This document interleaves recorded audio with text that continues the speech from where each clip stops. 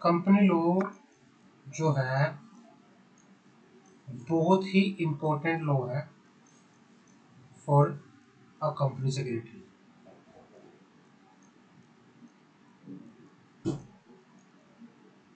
Company secretary को company law की 100% knowledge होना जरूरी है। कंपनी लॉ कह लो कि एक कोर लॉ है जो कंपनी सेक्रेटरी को डेली लाइफ में फॉलो करना पड़ेगा। जो कंपनी सेक्रेटरी को डेली लाइफ में फॉलो करना पड़ेगा, ये सबसे कोर लॉ है।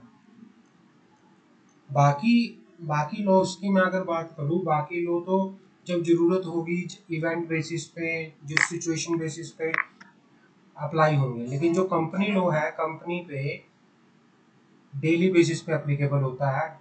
डेली आपको कंप्लाइज करना पड़ता है लॉ का। समझ आ गई? तो कंपनी लॉ किसके ऊपर एप्लीकेबल होता है? It is applicable on the company. किसके ऊपर एप्लीकेबल होता है? कंपनी के ऊपर एप्लीकेबल होता है। आगे बढ़ते हैं। तो सबसे पहले हमारे पास अब कंपनी लॉ जो है वो कंपनी के ऊपर एप्लीकेबल होता है। तो यहाँ पे कंपनी का मीनिंग क्या है? कंपनी का मतलब क्या है? कंपनी वर्ड जो है वो लैटिन भाषा के शब्द से मिलकर बना है। लैटिन वर्ड से मिलकर बना है, लैटिन वर्ड से। इस दो शब्दों से मिलकर ये शब्द बना है कंपनी। कंपनी जो है दो शब्दों से मिलकर बना है। पहला विद, कम का मीनिंग होता है विद। और एक है पनिश। पनिश का मीनिंग होता है ब्रेड। पुराने टाइम की अगर मैं बात करूं, ओल्ड टाइम के अंदर कंपनी वर्ड का यूज किया जाता था कि जब सब लोग एक साथ बैठकर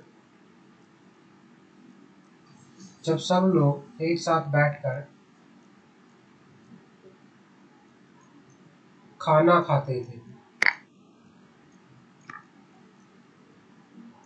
कंपनी वर्ड का यूज तब किया जाता था पुराने टाइम में जब एक साथ सब लोग बैठकर क्या करते थे? खाना खाते थे। बट क्या हुआ, धीरे धीरे इसको और उस पे अच्छे लेवल पे यूज किया गया।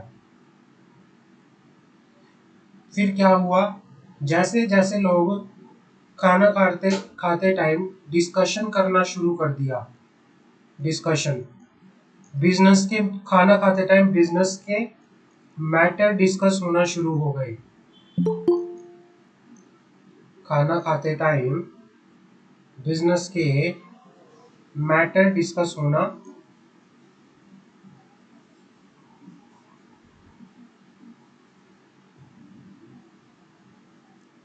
हाँ, तो जो कंपनी लॉ हम स्टार्ट कर रहे हैं ना, तो सबसे पहले हमें ये पता होना चाहिए कि कंपनी क्या होती है, कंपनी का मतलब क्या होता है, कंपनी का मीनिंग क्या होता है। दोनों के दोनों लिखते रहना, क्योंकि मैं सिर्फ लिखवाऊंगा, इसमें इंपॉर्टेंट नोट करवाऊंगा और कुछ नहीं कहूंगा। इस चैप्टर में आप लिखते रहना, साथ के साथ जो मैं आपको बता रहा हूँ अच्छे से नोट करते रहना। उसको जो मैं आपको बता रहा हूँ उसको अच्छे से नोट करते रहना। हाँ, तो हम डिस्कस कर रहे थे कंपनी क्या होता है। कंपनी जो होता है वो दो शब्दों से मिलके बना है। जो कंपनी है दो शब्दों से मिलके बना है। पहला शब्द क्या है? कम। दूसरा शब्द क्या है? पनिश। कम पनिश।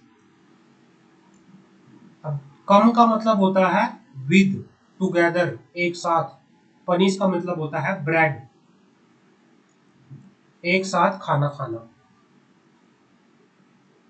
कंपनीज का मतलब होता था पुराने टाइम में, अगर मैं कंपनी की बात करूं, जब लोग एक साथ मिलके बैठ के खाना खाते थे उसको कंपनी बोला जाता था।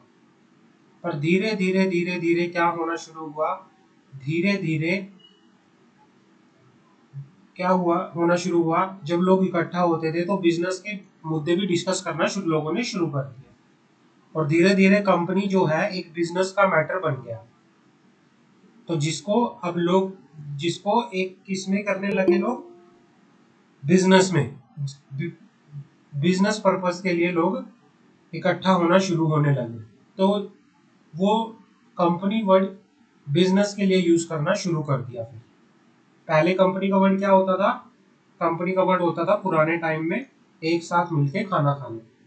ओल्ड टाइम में अगर मैं कंपनी की बात करूं, ओल्ड टाइम में कंपनी वर्ड का मीनिंग हुआ करता था एक साथ मिलकर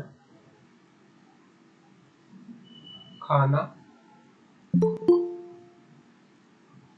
एक साथ मिलकर खाना खाना। पर न्यू टाइम में क्या हुआ, जिसे जैसे टाइम डेवलप होता गया तो लोग इकट्ठा होते थे और बिजनेस के मैटर को क्या करते थे, डिस्कस करते थे। तो वो क्या बन गया, वो कंपनी बन गया वहां से। तो उसको बिजनेस पर्पस के लिए यूज करना शुरू कर दिया। समझ आ गई कंपनी वर्ड का मीनिंग क्या होता है? प्रिया, अंशु, समझ आ गई?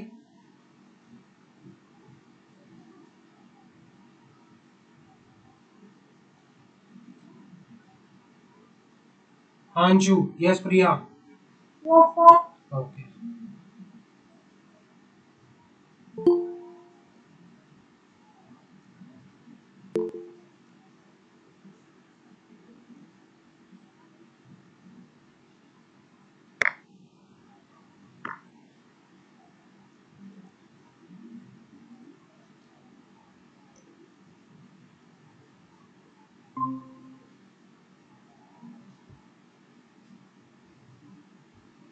हाँ, तो पुराने टाइम में हेलो। हम, हेलो सलोनी, हेलो सर। हाँ, तो कंपनी लॉ शुरू किया हमने। मैं यही बता रहा था, हमारा डिस्कशन हो रहा था कंपनी को लेके कि कंपनी, जैसे हम कंपनी लॉ शुरू कर रहे हैं तो सबसे पहले हमें कंपनी का पता होना जरूरी है। इसमें मैं आपको पूरा नहीं पढ़ाऊंगा, इसमें मैं आपको पढ़ाऊंगा इम्पोर्टेंट, बिल्कुल मतलब जो बेसिक है लिखवाऊंगा मैं आपको, तो साथ के साथ लिखते रहना। ओल्ड ओल्ड ओल्ड टाइम के अंदर कंपनी का मीनिंग हुआ करता था, कंपनी दो शब्दों से मिलकर बना है, कम प्लस पनिस। कम का मतलब होता है टुगेदर, पनिस का मतलब होता है ब्रेड, एक साथ मिलके खाना खाना, एक साथ मिलकर खाना खाना। पर क्या हुआ, धीरे धीरे क्या हुआ, लोग इकट्ठा होने लगे। धीरे धीरे क्या हुआ, धीरे धीरे लोग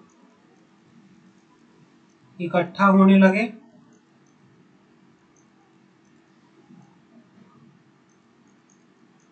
और खाना खाते टाइम बिजनेस के मुद्दे भी डिस्कस करने लगे। और खाना खाते टाइम बिजनेस के मुद्दे भी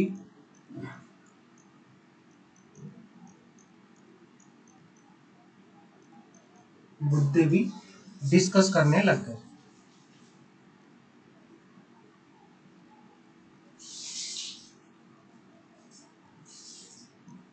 और कंपनी शब्द का यूज बिजनेस पर्पस के लिए किया जाने लगा, और कंपनी वर्ड का यूज, जो कंपनी वर्ड है ये, इसका यूज बिजनेस पर्पस के लिए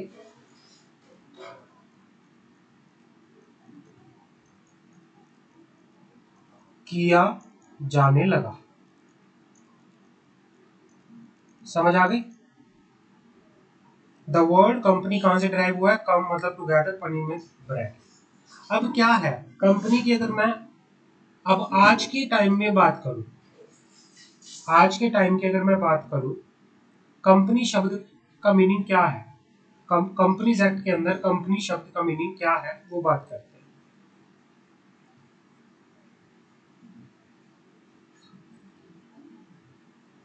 अगर मैं आज के टाइम में बात करूं, कंपनी शब्द का मीनिंग क्या है? कंपनी शब्द का मीनिंग है, कंपनी शब्द का मीनिंग क्या है? इसका मीनिंग है, ये कंपनी जो होती है एसोसिएशन ऑफ पर्सन होती है, इसमें लोग इकट्ठा होते हैं। It is a association of person.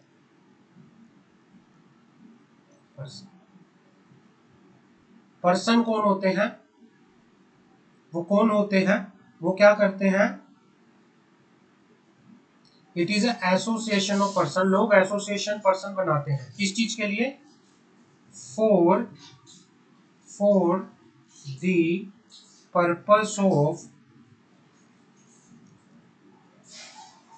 The purpose of carrying on some business. It is association of person जिसको किस लिए बनाया जाता है? For the purpose of carrying on some business. समझ आ गई?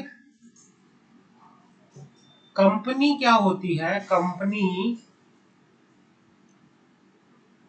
Is a corporate body. Company क्या है? एक कॉर्पोरेट बॉडी है। कंपनी क्या है? कॉर्पोरेट बॉडी है। Company is artificial person. Company is an artificial person. ये क्या, इसका मीनिंग क्या होता है? कंपनी एक आर्टिफिशियल पर्सन है या कॉर्पोरेट बॉडी? हेलो आगे तुझे ऊपर ना चढ़ा। कंपनी क्या है?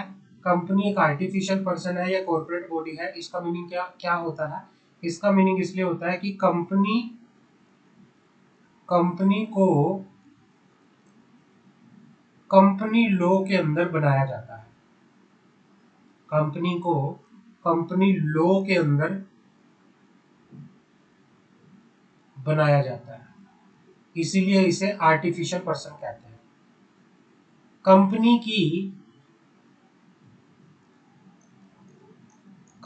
की एक सेपरेट लीगल एंटिटी होती है।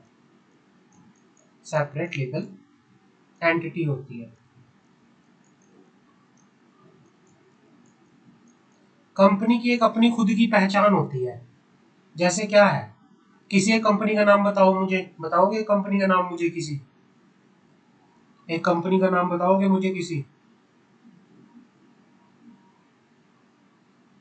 बोलो।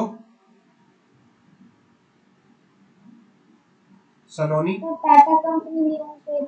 हाँ, टाटा। Yes sir. टाटा एक कंपनी है। टाटा एक कंपनी है। टाटा की अपनी एक पहचान है और टाटा के जो मालिक है,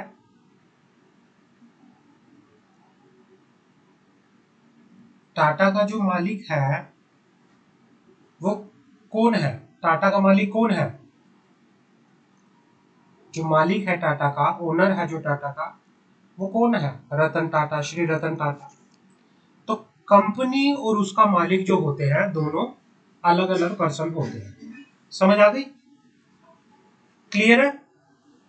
अगर मैं बात करूं आज के टाइम में, अगर आपसे कोई पूछे कंपनी क्या होता है, इसको नोट करना प्रॉपर, क्योंकि जो मैं लिखवाऊंगा वही आपके लिए इम्पोर्टेंट है, बाकी इसमें जो भी होगा वो एक्स्ट्रा ही होगा। कंपनी जो है, कंपनी एसोसिएशन ऑफ पर्सन है। एसोसिएशन ऑफ पर्सन जिसको बनाया जाता है, बनाने को बोलते हैं formed for the purpose of carrying on business.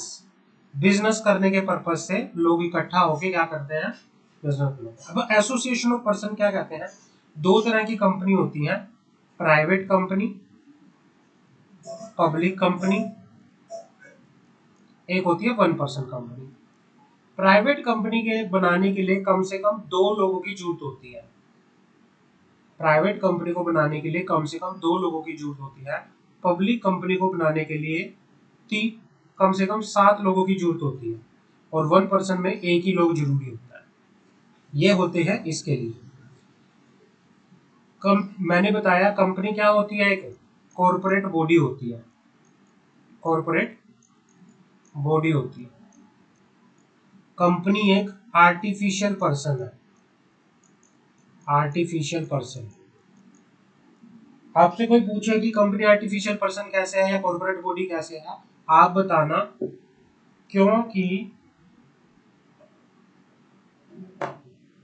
क्योंकि कंपनी को इनकॉर्पोरेट किया जाता है। इनकॉर्पोरेट का मतलब होता है बनाया जाता है, बनाया जाता है under the companies act, under the companies act. इसीलिए इसको आर्टिफिशियल पर्सन कहते हैं। कंपनी को बनाने के लिए प्रॉपर रजिस्ट्रेशन करवाना पड़ता है, प्रॉपर एक लंबा रजिस्ट्रेशन होता है, इसीलिए इसे आर्टिफिशियल पर्सन कहते हैं। एक लीगल पर्सन होता है कंपनी। कंपनी की एक सेपरेट लीगल एंटिटी होती है, कंपनी अपने मेंबर से अलग होती है। ये एक क्या होता है, कंपनी का जर्नल मीनिंग होता है, जो अगर आपको किसी को बताना है तो कंपनी क्या होती है, तो कंपनी की मीनिंग आप ये बता सकते हैं।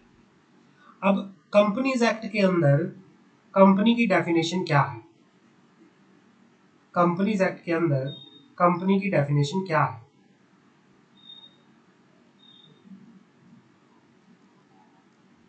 कंपनी की जो डेफिनेशन है ओएमआर में भी आ सकता है। बताओ कौन से सेक्शन में बता रखी है? सेक्शन है 2(20). नोट कर लेना ये सेक्शन, कंपनीज एक्ट का सेक्शन जो है 2(20) है। ये कहना चाह रहा है यहाँ पे, एज पर द सेक्शन 2(20), ये कहता है कि company means a company incorporated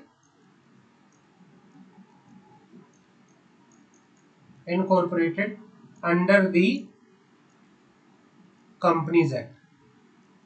Company means company incorporated under the Companies Act 2013। समझ आ गई? यहां तक क्लियर है? कोई डाउट? कंपनी का जो मीनिंग है वो समझ आया?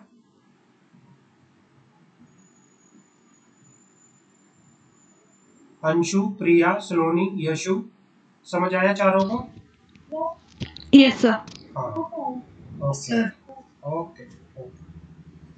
तो अब क्या है, आगे बढ़ते हैं।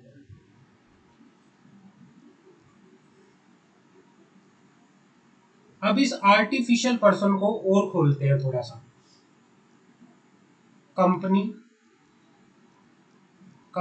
Is an artificial person. Company is an artificial person क्या होता है, बात करते हैं।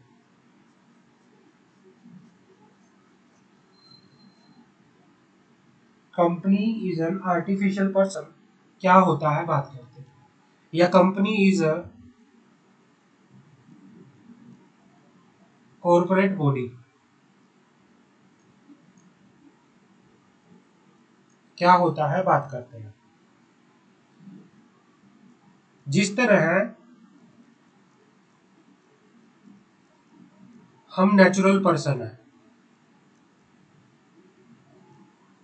हम क्या है, हम नेचुरल पर्सन है। हमारा जन्म होता है, हम एक लाइफ एंजॉय करते हैं, और लास्ट में हमारी क्या हो जाती है, डेथ हो जाती है। नेचुरल पर्सन का ऐसा होता है। कंपनी भी एक पर्सन है, बट कंपनी को बोला जाता है आर्टिफिशियल पर्सन। कंपनी को बोला जाता है आर्टिफिशियल पर्सन। कंपनी की भी क्या होता है, जन्म होता है। कंपनी भी एक लाइफ क्या करती है, सरवाइव करती है, जीती है, और उसके बाद कंपनी की भी क्या होती है, डेथ होती है। बट ये सब क्या होता है, हैज पर लॉ होता है। और लॉ कौन सा है, कंपनी लॉ, हैज पर कंपनी लॉ। अब बर्थ को क्या कहते हैं, कंपनी लॉ के अंदर बर्थ को क्या कहते हैं, इसको बोलते हैं incorporation of company. Incorporation of company. अगर आपसे कोई पूछे इनकॉर्पोरेशन क्या है, इनकॉर्पोरेशन वो होता है कि जिसमें हम कंपनी को क्या करते हैं, कंपनी को रजिस्टर करते हैं, कंपनी का जन्म होता है जिसमें। डेथ क्या होती है, कंपनी को बोलते हैं winding up of company, winding up of a company, ये होता है कंपनी की। तो इसीलिए बोला जाता है कि कंपनी जो है एक आर्टिफिशियल पर्सन है। आर्टिफिशियल पर्सन क्यों बोलते हैं इसको, क्योंकि कंपनी को पैदा किया जाता है as per the law, as per the company. समझ आ गई?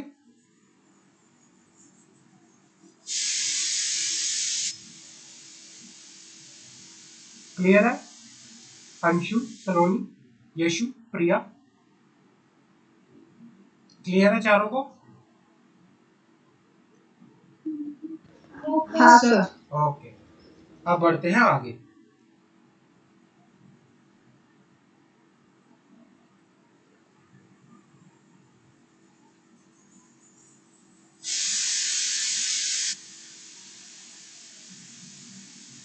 आगे बढ़ते हैं।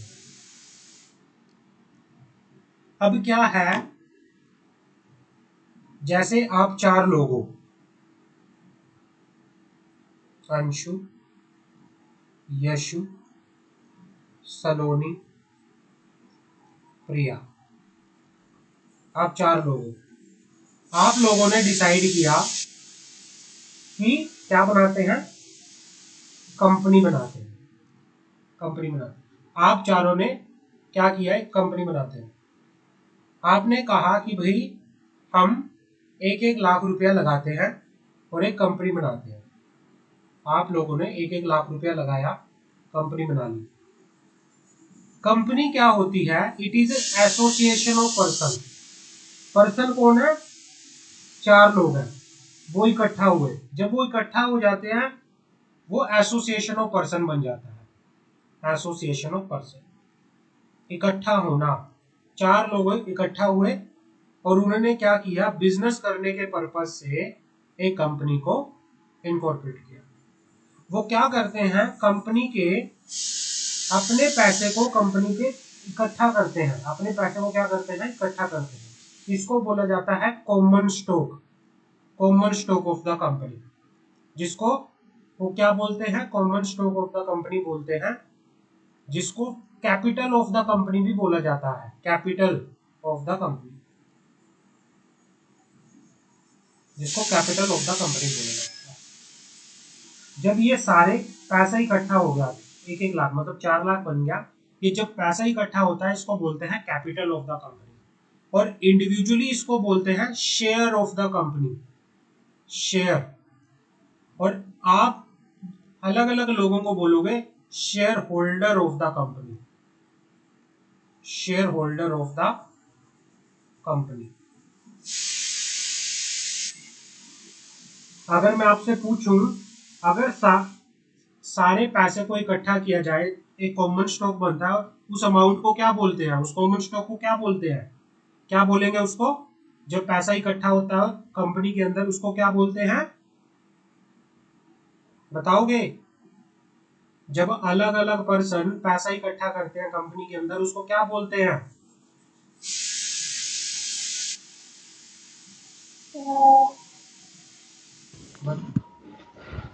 Capital, capital of the company, that's called the capital of the company.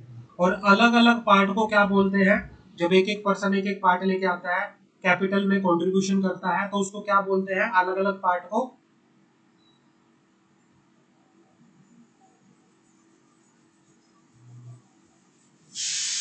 बताओगे? इस अलग पार्ट को क्या बोलेंगे? मतलब 4 लाख में 1 लाख अंशु लेके आई तो इसे 1 लाख को क्या बोलेंगे कि इस कैपिटल के अंदर 1 लाख का अंशु का क्या है, शेयर है। क्या है? शेयर है।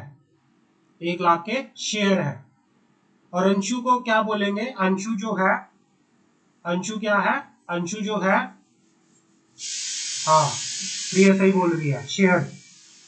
और अब अलग अलग लोगों को क्या बोलोगे?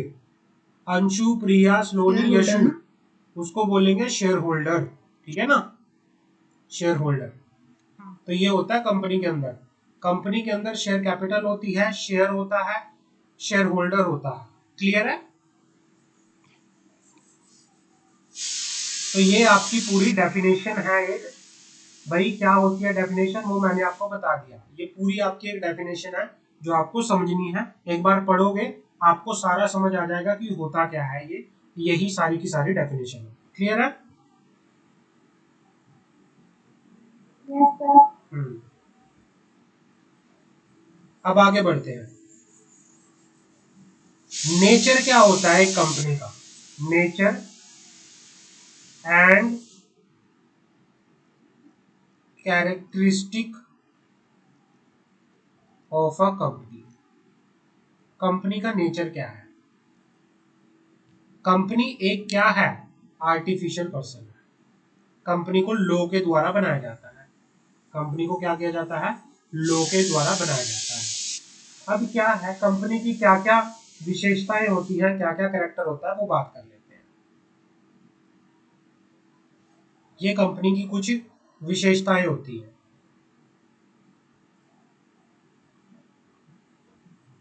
ये एक कंपनी की विशेषताएं होती हैं। क्या विशेषताएं होती हैं?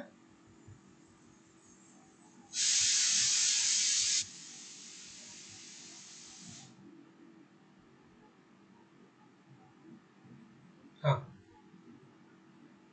Characteristic of a company.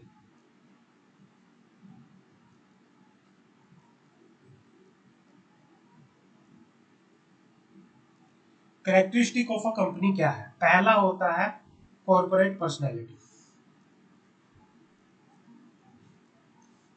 Corporate personality. Corporate personality क्या होती है कि कंपनी की एक कॉर्पोरेट पर्सनैलिटी होती है। कंपनी की एक अपनी क्या होती है? कॉर्पोरेट पर्सनैलिटी होती है। कंपनी की अपनी एक सेपरेट लीगल एंटिटी होती है। That's called separate legal entity होती है। लॉ की नजरों में कंपनी की एक सेपरेट लीगल एंटिटी होती है।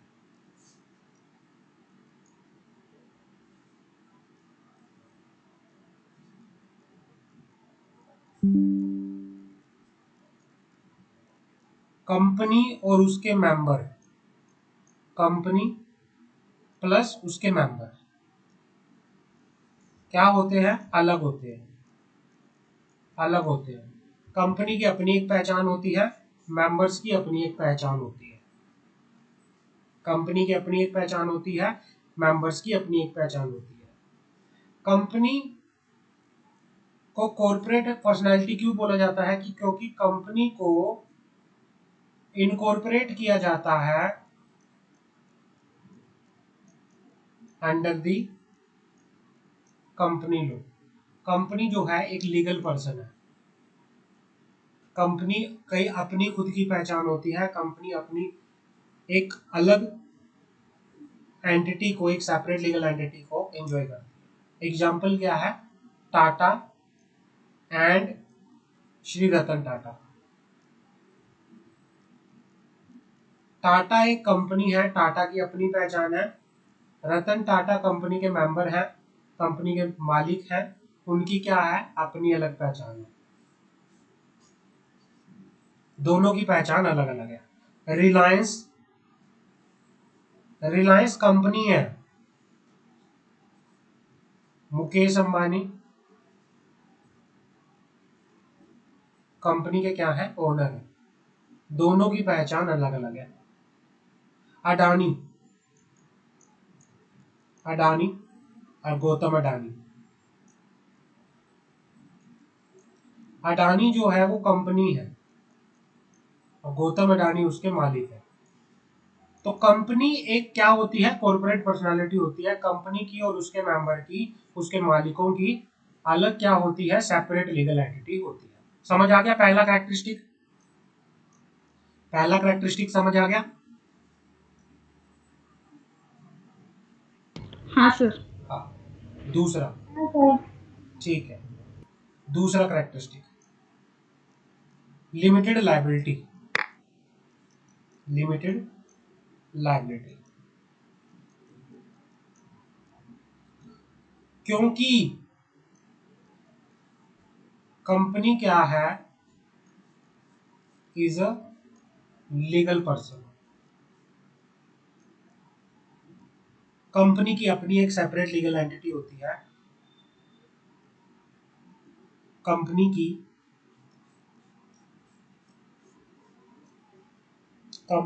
अपनी एक क्या होती है, सेपरेट लीगल एंटिटी होती है।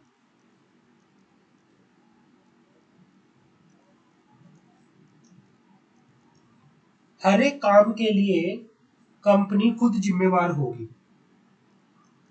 हर एक काम के लिए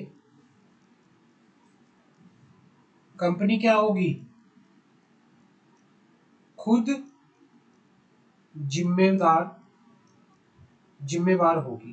कंपनी की खुद की रिस्पॉन्सिबिलिटी होगी। रिलायंस ने कुछ गलत किया है तो केस रिलायंस के खिलाफ ही फाइल होगा, कंपनी के खिलाफ ही केस फाइल होगा। जो कंपनी के मालिक होते हैं, कंपनी के मेंबर होते हैं, उनकी लायबिलिटी जो होती है, उनकी लायबिलिटी लिमिटेड होती है। उनकी लायबिलिटी क्या होती है, लिमिटेड होती है। वो सिर्फ किस काम के लिए लायबल होंगे, वो सिर्फ कितने अमाउंट के लिए लायबल होंगे, जितना अमाउंट उनको देना है। जैसे मैं आपका एग्जांपल मैंने लिया, कंपनी बनी, कंपनी कंपनी के 4 मेंबर कौन कौन थे, अंशु, यशु, सलोनी एंड प्रिया। 4 मेंबर कंपनी के, अंशु, यशु, सलोनी एंड प्रिया।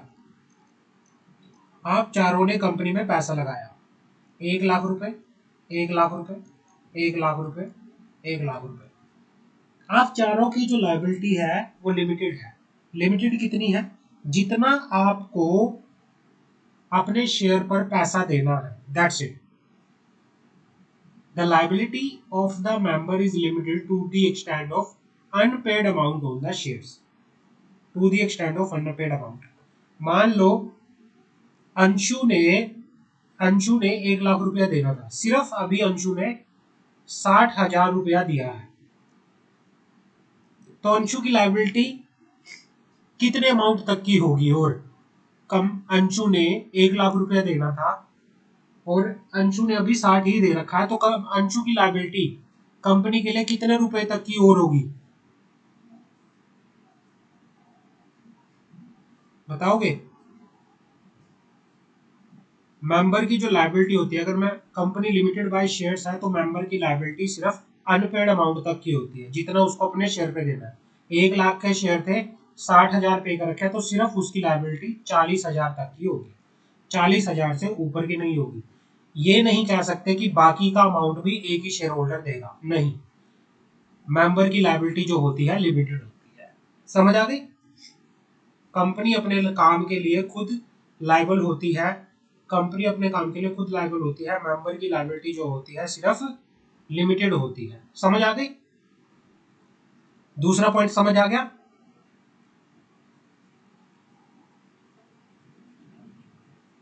दूसरा पॉइंट समझ आ गया? हाँ सर। हाँ। तीसरा point, yes sir. Perpetual succession. Perpetual succession क्या होता है, लिखो।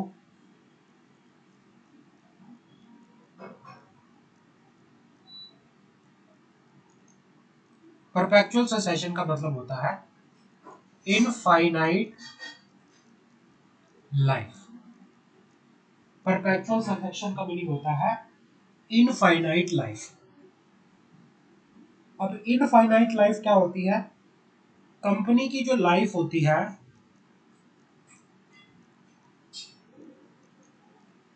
वो मेंबर की लाइफ पे डिपेंड नहीं करती। कंपनी की लाइफ मेंबर की लाइफ पर डिपेंड नहीं करती। कंपनी की लाइफ अनसर्टेन होती है। कंपनी की लाइफ अनसर्टेन होती है। मेंबर चाहे कंपनी के अंदर आए, मेंबर चाहे आए या मेंबर जाए, कंपनी हमेशा चलती रहती है। कंपनी हमेशा चलती रहती है। कंपनी की लाइफ 10 साल की भी हो सकती है, 100 साल की भी हो सकती है, 1000 साल की भी हो सकती है। कंपनी की लाइफ कितनी भी हो सकती है। मेंबर की लाइफ का कंपनी के ऊपर कोई असर नहीं होता। मेंबर गए, मेंबर आए, मेंबर चले गए, लेकिन कंपनी चल रही है। रिलायंस किसने बनाई थी बताओगे? रिलायंस किसने बनाई थी? रिलायंस के फाउंडर कौन थे बताओगे? आप में से कोई बताएगा रिलायंस के फाउंडर कौन है? सर अंबानी। हाँ जी, सर धीरू भाई अंबानी। हाँ। धीरू मुकेश भाई अंबानी। अंबानी। धीरूभाई अंबानी। मुकेश अंबानी के पिताजी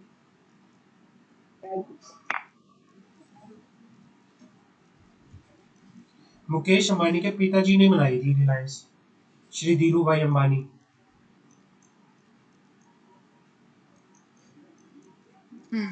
तो उनकी तो डेथ हो गई, क्या कंपनी मरी? नहीं, कंपनी तो आज भी चल रही है।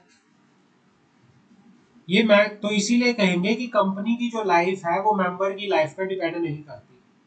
हो सकता है आपने आज कोई कंपनी बना ली लेकिन आपकी डेथ हो गई, बट कंपनी आपकी चलती रहेगी। कंपनी का क्या है? Perpetual succession. परपेचुअल सक्सेशन में ये लिखोगे आप कि कंपनी की लाइफ उसके मेंबर की लाइफ पे डिपेंड नहीं करती।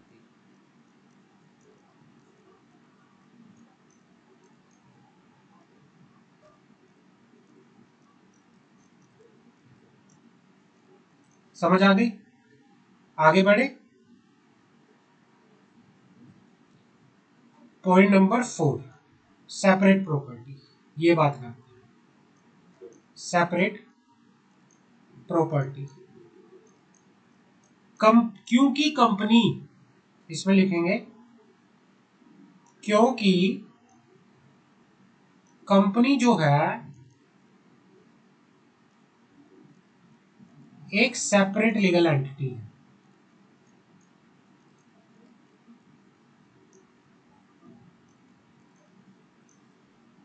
कंपनी अपने नाम से, कंपनी अपने नाम से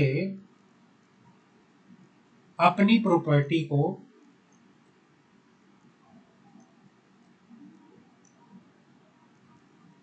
होल्ड कर सकती है। कंपनी ने कोई लैंड परचेज की, वो कंपनी अपने नाम से रजिस्टर करवा सकती है। उस लैंड की रजिस्ट्री, उस जमीन की रजिस्ट्री अपने नाम से करवा सकती है। समझ आ गई? कंपनी की एक सेपरेट प्रॉपर्टी होती है। मेंबर से, मेंबर जो है वो कंपनी की प्रॉपर्टी को अपनी प्रॉपर्टी नहीं कह सकते। मान लो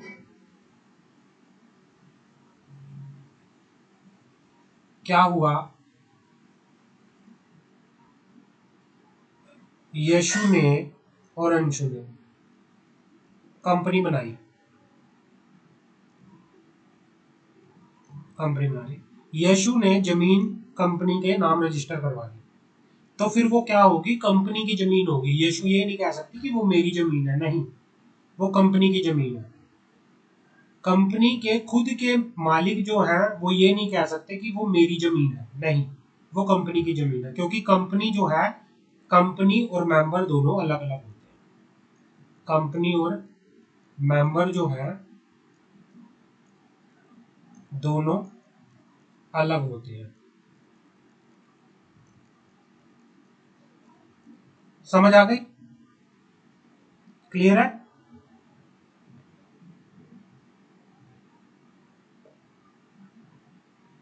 कोई डाउट यहां तक किसी बच्चे का?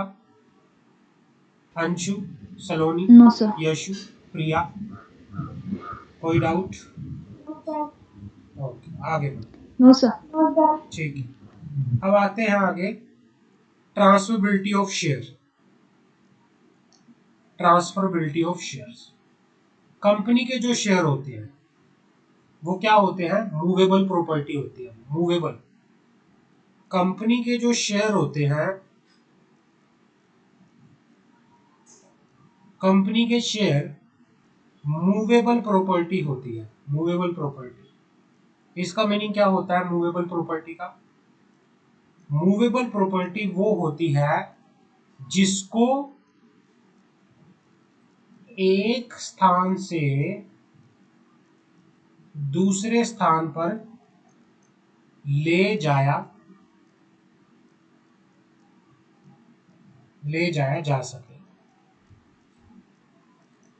एक जिसको ट्रांसफर किया जा सके, जैसे गाड़ी, लैपटॉप, टेबल, लैप, ये सारी चीजें क्या होती है, ये मूवेबल होती है, जिनको एक स्थान से दूसरे स्थान पर मूव किया जा सकता है।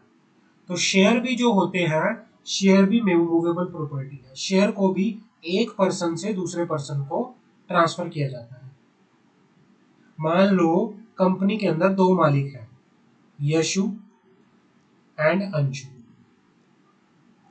यशु एंड अंशु, कंपनी के अंदर यशु अपने शेयर, मान लो 1 लाख के शेयर थे, यशु अपने शेयर ट्रांसफर करना चाहते हैं, तो वो अपने शेयर किसी दूसरे पर्सन को, मान लो सलोनी को, और अंशु अपने शेयर प्रिया को ट्रांसफर करना चाहती है, तो वो कर सकती है।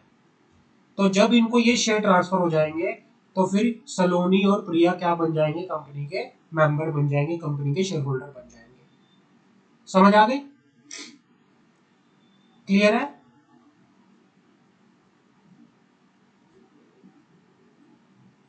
समझ आ गई? Yes sir. हाँ, तो कंपनी के शेयर जो होते हैं मूवेबल प्रॉपर्टी होती है, उनको ट्रांसफर किया जा सकता है। आगे बढ़ते हैं,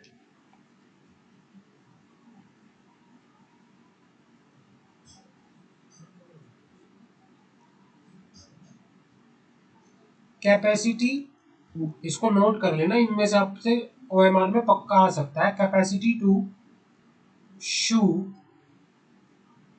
एंड बी शू। इसका मीनिंग क्या होता है, capacity to sue and be sue? इसका मीनिंग होता है कि कंपनी के खिलाफ, कंपनी के खिलाफ कोई भी पर्सन कंपनी के नाम से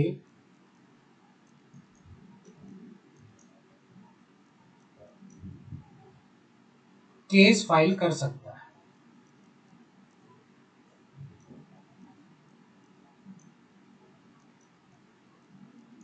और कंपनी भी किसी पर्सन के खिलाफ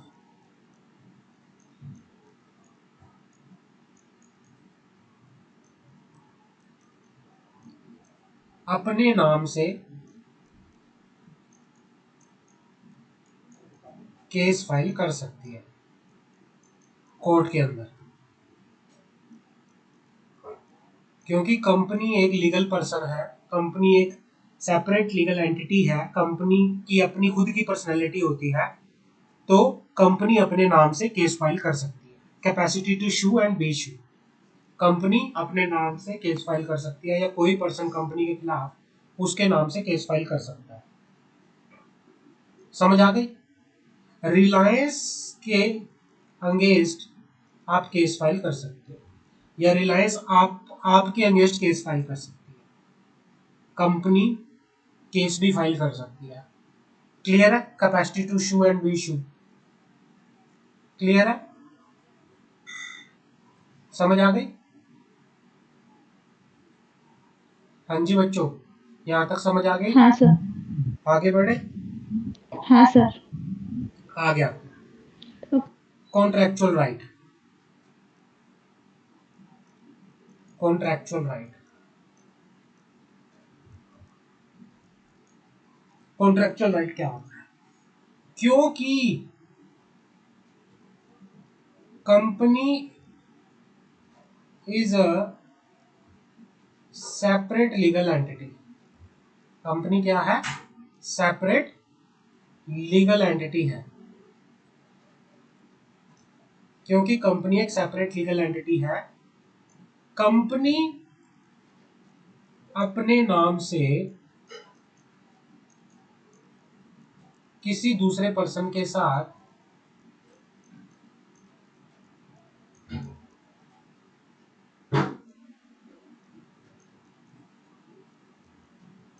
कॉन्ट्रैक्ट कर सकती है।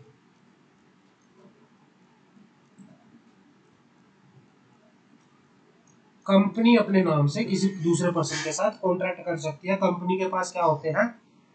कॉन्ट्रैक्ट क्या होते हैं? कॉन्ट्रैक्चुअल राइट होते हैं। कंपनी अपने नाम से किसी दूसरे पर्सन के खिलाफ